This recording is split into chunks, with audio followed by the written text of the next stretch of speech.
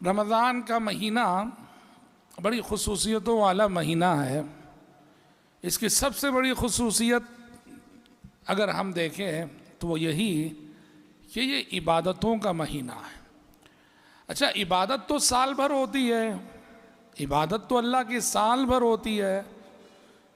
रमज़ान की ख़ुसूसियत ये है कि रमज़ान में जिस ज़ौक़, जिस शौक़, जिस मेहनत, जिस लगन के साथ इबादत होती है, वो शौक़, वो ज़ौक़, वो मेहनत, वो जुस्तजू, वो लगन गैर रमज़ान में बहुत कम देखने को मिलती है।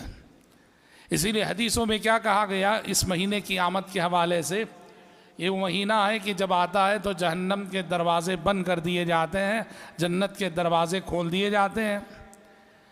तो इसीलिए आप देखते हैं कि बेनमाजी भी नमाज की तरफ आ जाता है, बेदीन भी दीन की तरफ आ जाता है।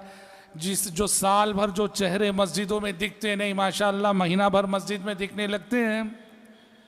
तो माह रमज़ान की ये बहुत बड़ी ख़ुसूसियत है कि ये ख़ास इबादतों का महीना है। इसमें ज़्यादा से ज़्यादा अल्लाह रब्बुल आलमीन की इबादत करनी चाहिए।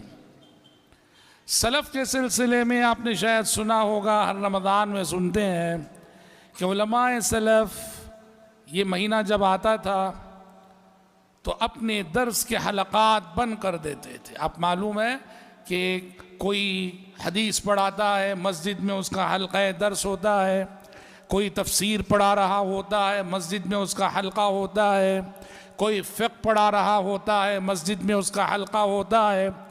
साल के 11 महीने उलमाए सलफ़ कौम के बच्चों को पढ़ने पढ़ाने के हलक़ात मजलिस में जमाते थे, सजाते थे, बैठ के सबको पढ़ाते थे। मगर रमज़ान जैसे ही आता अपने दर्स के सारे हलक़ात बंद कर देते, कहते कि इबादतों का महीना आ गया है, इसमें हमें अपनी ज़ाती इबादत की फ़िक्र करनी है, ज़ाती तरबियत की फ़िक्र करनी है। कौम के लिए साल के 11 महीने हैं, तालीम के लिए साल के 11 महीने हैं, पढ़ने पढ़ाने के लिए साल के 11 महीने हैं। ये वो महीना है जहाँ अल्लाह की इबादत करके अपने आप की तरबियत करने का महीना। तो तालीम पढ़ने पढ़ाने और तालीम व ताल्लुम का सिलसिला भी रुका देते थे सलफ़ इस महीने में, और पूरी तवज्जो इबादतों पर। इस महीने की जो इबादतें हैं